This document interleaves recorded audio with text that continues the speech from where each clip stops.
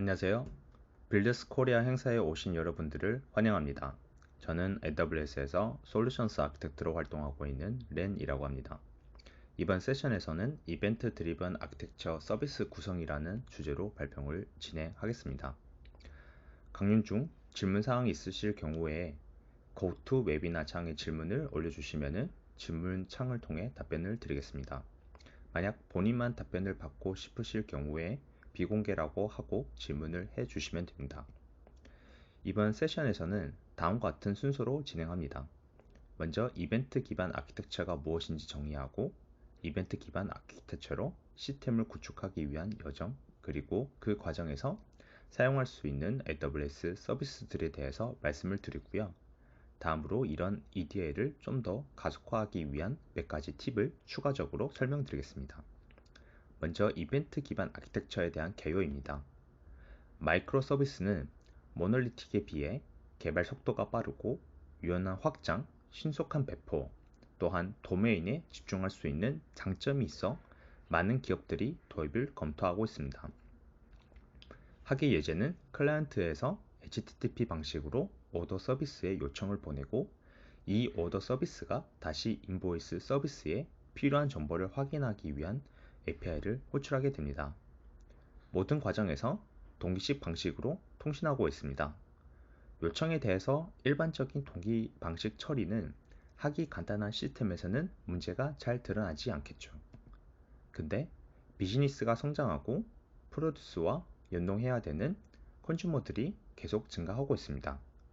이러한 다중 컨슈머 프로 서비스들과 동기 방식의 호출은 몇 가지 문제가 발생할 수가 있습니다.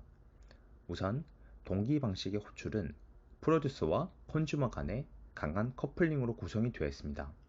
예를 들어서 인보이스 서비스의 API를 변경하게 되면 오더 서비스에 동일하게 코드상의 변경이 필요할 수가 있습니다.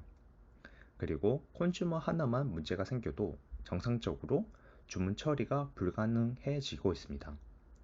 또한 포캐스팅 서비스와 같이 외부 API 연동이 필요한 서비스의 경우에는 외부 서비스의 장애가 포캐스팅으로 전파가 되고 똑같이 오더 서비스에 영향을 주어서 결제가 최종적으로 실패가 될 수도 있습니다. 결국 분산 시스템이 갖게 되는 어려움은 커플링으로부터 발생할 수 있는 어려움으로 볼 수가 있고요. 이러한 커플링을 제거하기 위해 이벤트 드리븐 아키텍처를 적용하실 수가 있습니다. 이벤트 드리븐 아키텍처를 적용할 때에는 프로듀스 서비스와 컨슈머 서비스 간에 이벤트 라우터를 위치시켜 서비스 간의 이중성을 끊어낼 수가 있습니다. 클라이언트 요청에 대한 처리를 동기 방식에서 비동기 방식으로 전환을 하셔야 되는데요. 클라이언트의 응답 속도를 향상시키고 클라이언트 그리고 서버 간의 이중성도 줄 수가 있습니다.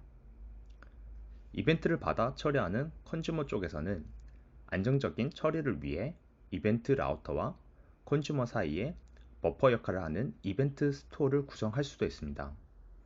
이렇게 하면 컨슈머의 장애로 인해 동작할 수 없는 상황이 발생하더라도 다시 정상화되어 이벤트를 처리할 수 있기 때문에 신뢰성 있는 시스템을 구축을 할 수가 있습니다. 방금 전에 보셨던 시스템을 이벤트 드리븐 아키텍처를 적용한 전반적인 아키텍처였는데요. 이렇게 커플링을 제거하면 오더 서비스는 다른 어떤 서비스가 어떤 처리를 하는지 알 필요가 없어지게 됩니다. 즉 코드 관점에서 서로 변경 사항에 대해 폴로업을 할 필요가 없어지게 된다는 의미입니다. 각 컨슈머는 다른 컨슈머와 독립적으로 스케일링이 가능하여 유연성 있는 시스템을 구축할 수가 있습니다. EDA에 대한 개념적인 내용에 대해서 살펴보았는데요. 이제부터 이벤트 기반 아키텍처를 구성하기 위해 필요한 단계를 안내드리고자 합니다. 이벤트 기반으로 서비스들이 상호 유기적으로 동작하기 위해서는 이벤트를 생성 또는 소비하는 서비스들을 나누기 위한 도메인을 정의하는 단계부터 시작하는 것이 필요합니다. 이벤트는 시스템의 상태가 변경이 되었다는 시그널인데요. 즉 과거에 발생한 변경 사항을 뜻하고 현재까지 영향을 주고 있으며 이 변경 사항은 불변적이어야 합니다. 예시를 보면 과거에 일어난 이벤트이기에 디테일 타입에 order created라고 정의된 것을 볼 수가 있습니다. 이벤트에 대한 상세 정보는 디테일 하위에 데이터로 담겨져 있습니다.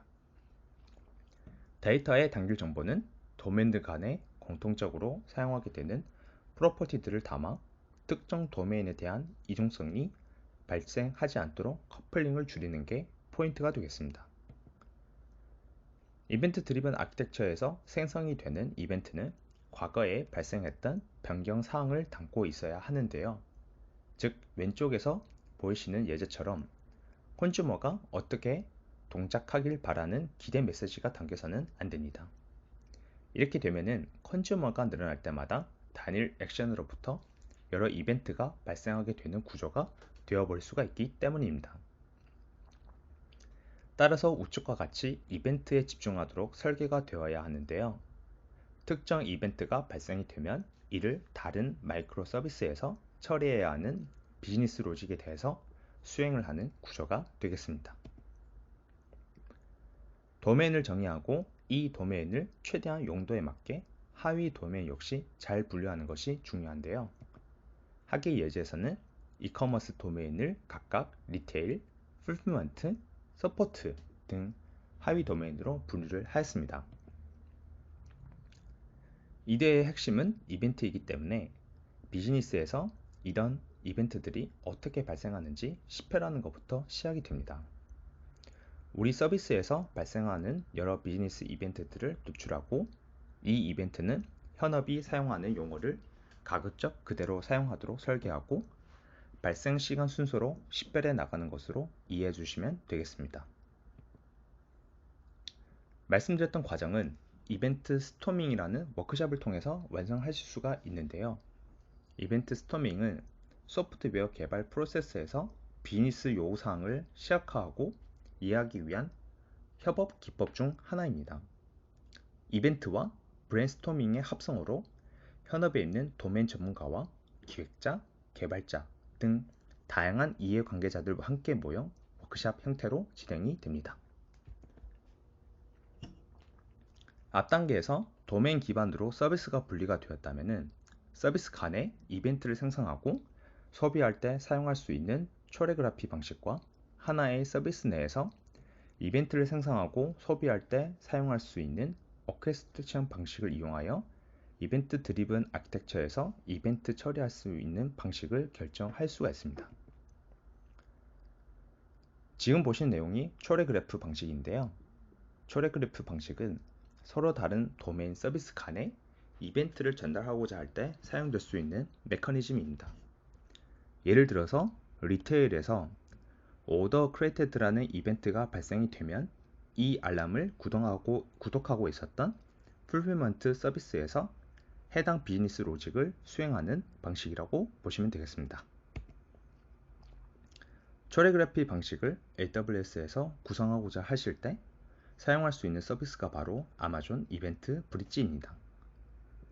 IDE에는 크게 이벤트 생성자, 이벤트 라우터, 이벤트 소비자 이렇게 세 가지가 구성이 되어 있습니다. 아마존 이벤트 브릿지는 이벤트 생성자와 소비자의 사이에서 서버리스 기반의 이벤트 버스를 제공하고 있고 이벤트를 라우팅 해주는 라우터 역할을 하게 됩니다. 앞서 서로 다른 서비스 간에 이벤트를 전달하고자 할 때 사용될 수 있는 초레그라피 방식을 설명드렸다면 하나의 도메인 서비스 내에서 처리해야 할 액션들에 대해 단계적, 순차적 이런 처리가 필요한 경우에는 오케스트레이션 방식을 사용하셔야 됩니다. 하계 예제처럼 리테일과 다른 마이크로 서비스 사이에 1번부터 7번까지의 비즈니스 프로세스가 순차적으로 수행이 필요한 경우에 오케스트레이션 방식을 이용을 하셔야 되는 것으로 보실 수가 있습니다. 이러한 오케스트레이션 방식을 지원하기 위해 AWS에서는 스텝 펑션이라는 서비스가 있습니다. AWS 스텝 펑션스는 순서, 에러 핸들링, 리트라이 로직 등 상태 기반의 오케스트레이션을 제공해주는 서비스입니다. 정리를 해보면은 이벤트 브릿지를 사용하여 다른 도메인 서비스 간에 이벤트 기반에 처리하도록 초레그라피를 구성할 수가 있고요.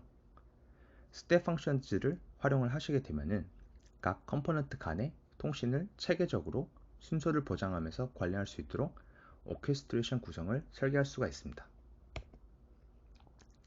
이벤트 브릿지에 대해서 좀 더 자세하게 알아보겠습니다. 이벤트 브릿지는 AWS의 다양한 서비스들로부터 이벤트를 전달받을 수가 있는데요. 백엔드 개발자가 만든 커스텀 앱이라든지 데이터독 그리고 뉴레딕 등과 같은 사스 앱으로부터 이벤트를 받아서 처리할 수도 있습니다. 이벤트 브릿지에서 기본적으로 제공이 되는 이 디폴트 이벤트 서비스 외에 커스텀 이벤트 버스를 생성하여 사용할 수도 있습니다. 디폴트 이벤트 버스는 AWS 서비스에 이벤트를 수신하는 용도로 사용이 되고요.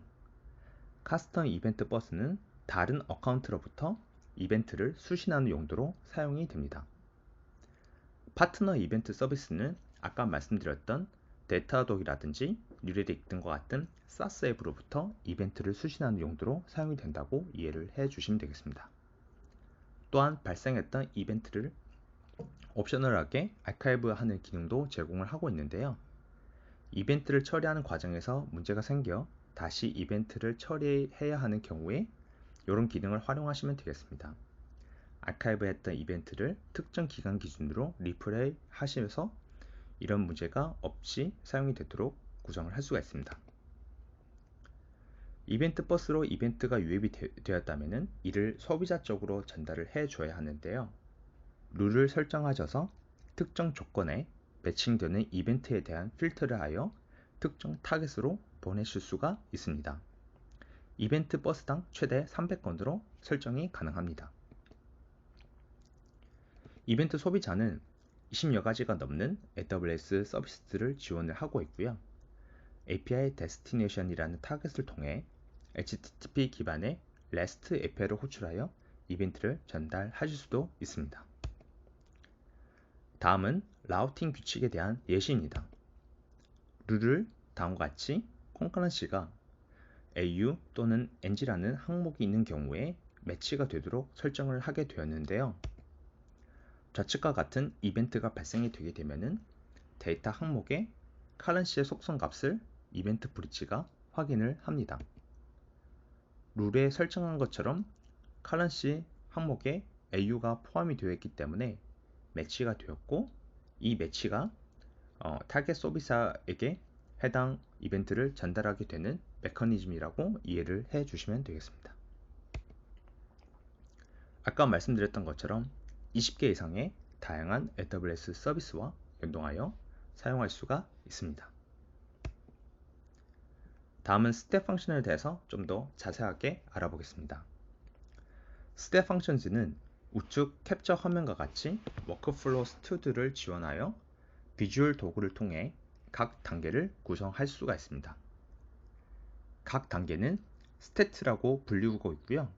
스태트들을 연결할 수 있도록 워크플로우를 생성할 수 있는데 이를 스태트 머신이라고 부르고 있습니다. 이 스태트 머신을 실행하게 되면은 각 스태트 간에 이동이 발생이 되고 이를 스태트 트랜지션이라고 표현을 하고 있습니다. 그 외에도 다양한 방법으로 워크플로우를 정의를 할 수가 있습니다. 아마존 스태츠 랑귀지 등과 같은 제선 형태의 코드로 정의할 수도 있고요. 아니면은 디자이너 화면이 제공이 되어서 여러 서비스들을 시각화할 수도 있습니다.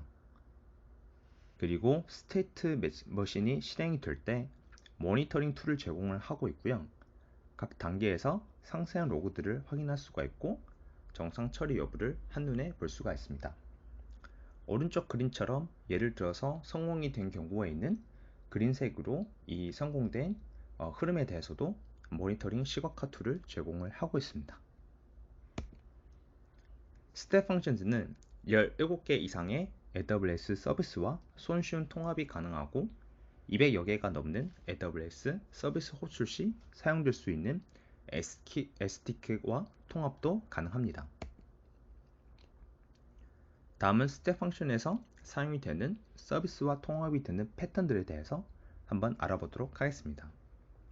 우선 리퀘스트 리스폰스는 HTTP 리퀘스트에 대한 리스폰스를 기다렸다가 다음 스테이트로 넘어가는 패턴인데요. 예제처럼 S3 버킷, 람다, 이벤트 버스와 통신하는 과정에서 싱크 또는 어싱크 방식으로 이제 연동할 수 있는 것을 확인을 할 수가 있습니다. 그 다음 패턴은 특정 스테이트에서 특정 기간 동안 다음 스테이트를 진행하지 않고 콜백을 기다리는 패턴인데요.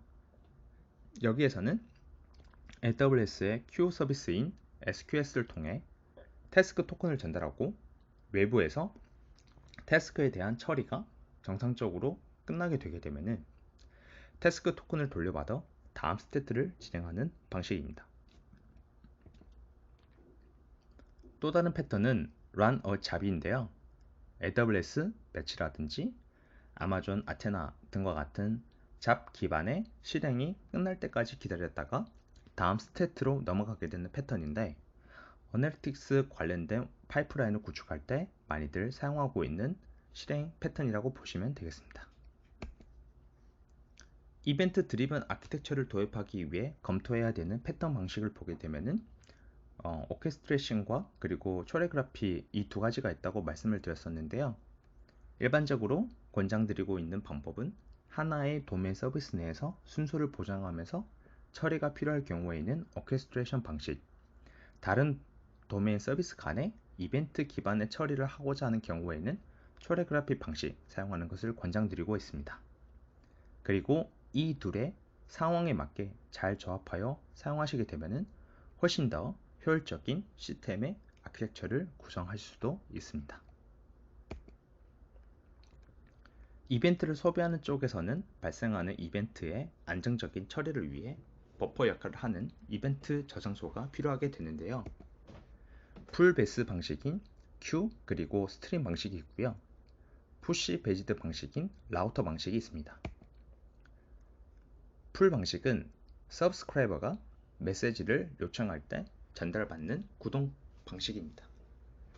서브스크라이버스가 메시징 서비스에 요청하기 때문에 더 많은 기능이 탑재가 되어야 되고 제시도, 읽기 위치 등 부분에 대한 고민도 같이 해주셔야 됩니다.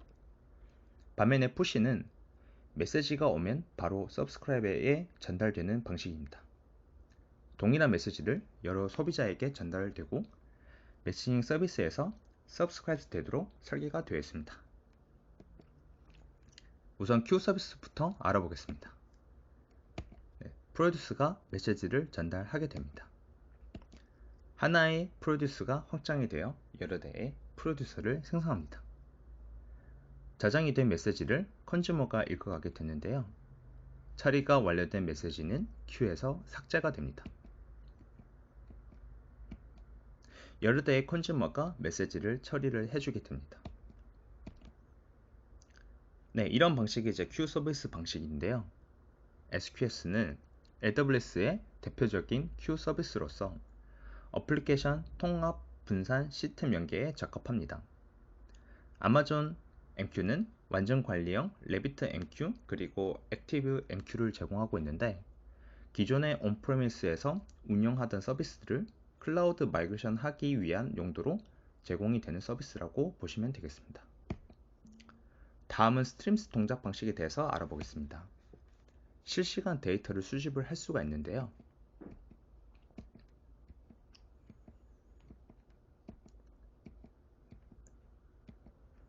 프로듀스가 생성한 데이터를 소비자가 읽어서 처리하고 소비자는 스팀 내에서 앞으로 또는 뒤로 원하는 곳으로 이동을 할 수가 있습니다. 키니시스는 AWS의 대표적인 스트림스 서비스로서 로그, 클릭스트림, 데이터 등의 실시간 분석 목적에 적합하고 있습니다. 또는 여러 어플리케이션이 하나의 스트림을 동시에 사용하고자 할 때 적합하고 있고요. 카프카에 익숙하신 분들은 인프라 관리를 고민하지 않으셔도 되는 완전 관리형 아파치 카프카 서비스인 MSK를 고려해 보시는 것을 추천드립니다. 마지막으로 라우터 방식에 대해서 말씀을 드리겠습니다. 프로듀서에서 라우터로 메시지를 전달합니다. 그리고 이러한 라우터는 각 서브스크라이브에 전달할 데이터에 대한 규칙화, 필터링이 설정이 되어 있기 때문에 미리 설정이 된 서브스크라이브로 데이터를 전송하게 되는 구조가 되겠습니다. 라우터는 푸시 베이스드 모델로서 구독 중인 서비스에 대해 메시지를 전달, 전송을 관리하고자 하는 목적으로 사용이 됩니다. 대표적인 서비스로 SNS와 이벤트 브릿지가 있는데요. SNS는 발신자가 토픽에 메시지를 게시하고 여러 구독자가 이러한 토픽에서 메시지를 받는 구조입니다. 이벤트 브릿지는 아까 설명드렸던 것처럼 이벤트 기반 아키텍처에서 주로 사용이 되는 핵심 라우터 서비스가 되겠습니다. 즉 정리를 해보자면은 AWS에서 이벤트 브로커로 사용할 수 있는 서비스는 q 방식으로 아마존, SQS와 MQ가 있을 거고요. 스트림스 방식으로는 키니시스 그리고 MSK가 있습니다. 마지막으로 라우터 방식으로는 이벤트 브릿지와 SNS를 활용을 하시는 것을 권장드립니다. 이벤트 생성자와 소비자 간에 필요로 하는 정보는 다를 수가 있습니다. 따라서 이를 위해 이벤트 구성 내용을 고민을 해야 되는 부분도 존재를 하고 있습니다. 이벤트의 내용을 최소한의 정보만 보내는 스파스 이벤트라는 개념도 존재하고 있고, 모든 정보를 보내는 Full State Description이라는 개념이 존재하고 있는데요. 이벤트 생성자가 생성하는 이벤트에 대한 충분한 정보가 담겨 있지 않을 경우에는 이벤트 소비자는 부가적인 정보를 얻기 위한 요청이 필요하게 됩니다. 만약 많은 이벤트 소비자가 있고 이들이 부가적인 정보를 얻기 위해 동시에 요청이 발생이 된다고 하면은 부가적인 정보를 담고 있는 이 데이터베이스라든지 서비스에 대해서 부하가 발생을 할 수도 있습니다. 그리고 이는 시스템의 운영 장애로 발생이 될 수도 있기 때문에 이런 부분들을 고려를 하실 필요가 있습니다. 많은 정보를 이벤트에 담게 될 경우에는 하위 호환성을 충분히 고려하셔야 됩니다. 필드를 추가하는 것보다 필드를 제거하는 것이 훨씬 더 어려운데요. 그 이유는 해당 필드를 제거했을 때 어떤 사이드 임팩트가 따라오는지 마이크로 서비스 구조에서는 파악하기가 쉽지 않기 때문입니다. 그리고 더 큰 데이터를 처리하기 위해 들어가는 비용이 발생이 되고 있습니다. 따라서 권장드리고 싶은 방법은 적은 정보만을 이벤트에 담고 시작하고 콘주머에서 공통적으로 필요로 하는 데이터들에 대해서 필드를 추가하는 방식을 사용하여 하위 호환성을 유지하도록 비용 최소화할 수가 있는 것입니다. 다음은 이벤트 드리븐 아키텍처를 손쉽게 구성하실 수 있는 팁에 대해서 말씀을 드리겠습니다. 우선 서버리스 어플리케이션 모델인 SAM입니다. SAM은 AWS에서 서버리스 어플리케이션을 구축하는 오픈소스 프레임워크입니다. 클라우드 포메이션 스택을 생성하여 배포하는 형식을 지원하고 있고요. SAM을 통해 우리는 서버리스 인프라 리소스를 코드로 작성하여 손쉽게 관리할 수가 있습니다. 하기 예제처럼 API 게이트웨이, 다이나모DB, 람다, 그리고 이들의 통신 권한을 제어하는 IAM 롤까지 서비스를 생성하는데 20줄로 작성을 할 수가 있습니다. 콘솔에서 직접 작업하시는 것보다 훨씬 복잡성을 줄인 것을 확인을 할 수가 있습니다. 만약 동일한 작업을 클라우드 포메이션을 활용하셔서 서비스를 생성하신다면 188라인의 코드를 작성하셔야 하는데요. SAM을 통해서 복잡성을 최대한 줄인 것으로 확인을 할 수가 있습니다. SAM은 로컬에서 테스트할 수 있는 환경도 제공을 하고 있습니다. SAM CLL을 통해 배포하고 작업하고 로컬에서 테스트할 수도 있습니다. 예를 들어서 테스팅을 위해서 막 이벤트를 생성하여 API를 테스트할 수도 있고요. 로컬 API 게이트웨이와 연결된 형태로 컨테이너가 생성이 되어서 실행이 시키고 테스트할 수도 있습니다. 작업하실 때 오른쪽 명령어를 참조하시는 것을 권장드립니다. 다음으로 말씀드리고자 하는 내용은 AWS 어플리케이션 컴포저라는 서비스인데요. 작년 리인벤트에서 새롭게 출시한 서비스입니다. 어플리케이션 컴포저는 개발자가 시각적 캔버스에서 AWS 서비스를 끌어오고 그룹화하고 연결하여 어플리케이션 아키텍처를 좀 더 손쉽게 설계할 수 있도록 해주는 시각화 도구입니다. 즉시 배포할 수 있도록 인프라스트럭처 애즈 코드, 즉 IAC 문서를 생성하고 팀원 간 만들어진 IAC 문서를 공유하면서 아키텍처 모델을 유지 관리할 수가 있습니다. 동료와 함께 화이트보드에 그림을 그리듯이 솔루션을 도식화하여 개념화하거나 구체적으로 표현할 수도 있습니다. 또 다른 장점으로는 AWS 보안 설정을 손쉽게 할 수 있다는 점인데요. AWS 어플리케이션 컴포저를 사용하지 않게 되는 경우에는 하나의 리소스에서 다른 리소스를 호출할 때 AWS Identify and Access Management, 즉 IAM 설정을 수행을 해야 합니다. 하지만 어플리케이션 컴포저 서비스를 사용하시게 되면은 그 화면을 보면서 구성 요소를 연결하시는 것만으로도 보안 설정이 만들어집니다. IC 파일은 SAM 기반으로 작성이 된 YAM 형태인데요. 이는 클라우드 포메이션에서 스택으로 최종적으로 배포가 됩니다. AWS 어플리케이션 컴포저 사용에 대한 추가 비용은 없는데 사용하신 리소스만큼 비용은 부과가 되고 있습니다. 따라서 설계에만 집중하고 싶은 고객의 경우 유용하게 사용할 수 있는 서비스입니다. 다음은 어플리케이션 컴포저를 활용하셔서 간단한 데모를 보여드릴 예정인데요. 이메일, 문자, 슬랙 등과 같은 다양한 형태의 알림을 전송하는 API 솔루션을 이벤트 드리븐 아키텍처를 활용하셔서 어떻게 손쉽게 구성해보는 과정을 보여드리도록 하겠습니다. 데모 아키텍처는 다음과 같습니다. API 게트웨이와 람다는 이벤트 생성자 역할이고 SNS는 이벤트 브로커입니다. 람다는 소비자 역할로 각각 SAS 서비스와 연동하여 이메일을 전송하고 슬랙에 메시지를 전달하도록 로직이 구성이 되어 있습니다. 그리고 아마존 다이나모DB에 모든 이력을 저장하는 간단한 시스템이고 다이나모DB에 데이터를 저장하기 위해서 SQS를 사용하여 버퍼를 생성하여 EDL을 구성을 하였습니다. 우선 동료가 작성한 프로젝트를 불러와서 제가 임의적으로 인프라를 변경을 해보도록 하겠습니다.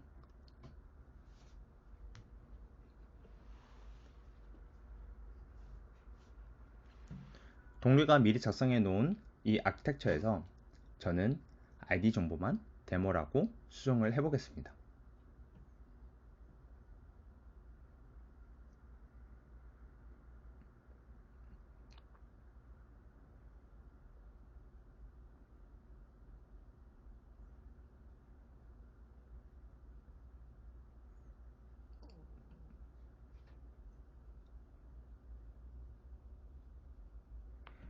리소스에 대한 변경이 완료가 되면은 다음과 같이 프로젝트에서 템플릿 얌 파일과 그리고 src 일부 소스 코드가 항목이 변경이 되는 것을 확인을 할 수가 있습니다. 다음은 관련된 코드를 작성을 할 예정입니다. 저는 미리 AWS 샘플즈에서 어플리케이션 컴포저 데모라는 프로젝트에 해당 소스들을 올려놓았습니다. 그래서 해당 소스에서 코드를 받아와서 작성을 해주시면 되는데요. 일부 항목들이 개인정보를 필요하기 때문에 해당 정보만 변경을 하셔서 입력을 해주시면 되겠습니다.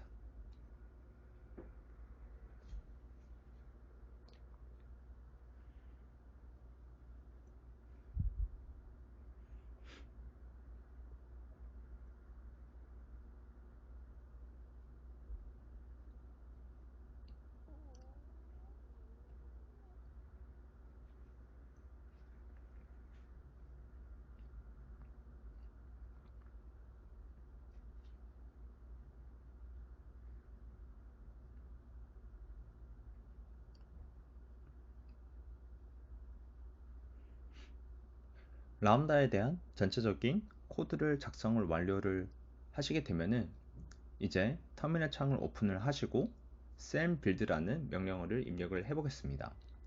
해당 명령을 통해서 우선 그 프로젝트를 서비스를 런하기 위한 필요한 라이브러리 디펜던시를 다운받을 수가 있습니다. 그래서 프로젝트를 빌드하고 최종적으로 배포를 하는 작업이라고 보시면 되겠습니다. 빌드가 완료가 되면은 deploy, 즉 sam deploy guided라는 이제 명령어를 입력을 하셔서 디플로이를 해 주시면 되는데요. 해당 명령어를 입력을 하시게 되면은 이 디플로이에 즉 배포가 완료되기 위해서 필요한 정보들이 입력이 됩니다. 그래서 이러한 입력 정보들을 입력을 완료하시게 되면은 클라우드 포메이션 스텝 방식으로 이제 최종 배포가 된다고 보시면 되겠습니다.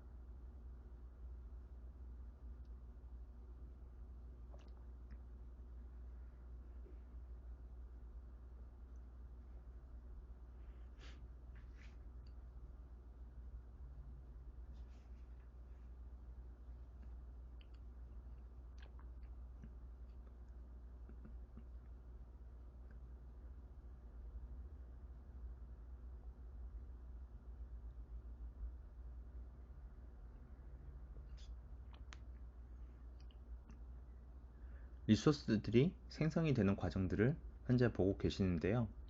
배포가 완료될 때까지 약 5분에서 10분 정도 걸린다고 보시면 되겠습니다.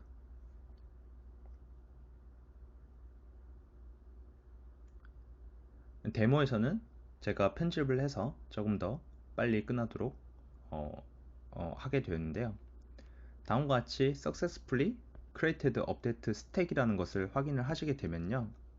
클라우드 포메이션에 들어가셔서 다음과 같이 리소스가 생성이 되는 것을 확인을 할 수가 있습니다. 이 중에서 API 게트웨이의 엔드포인트를 확인하고 해당 엔드포인트에 포스트맨이라든지 일부 그 데모를 위한 HTTP 리퀘스트를 날릴 수 있는 시뮬레이션 툴을 활용하셔서 메시지를 전달해 보도록 하겠습니다. 전달을 완료하게 되면은 하기와 같이 문자, 이메일, 그리고 슬랙으로 동일한 메시지를 전달받은 것을 확인을 할 수가 있습니다. 이상으로 제가 준비한 발표는 여기까지입니다. 경청해 주셔서 감사합니다.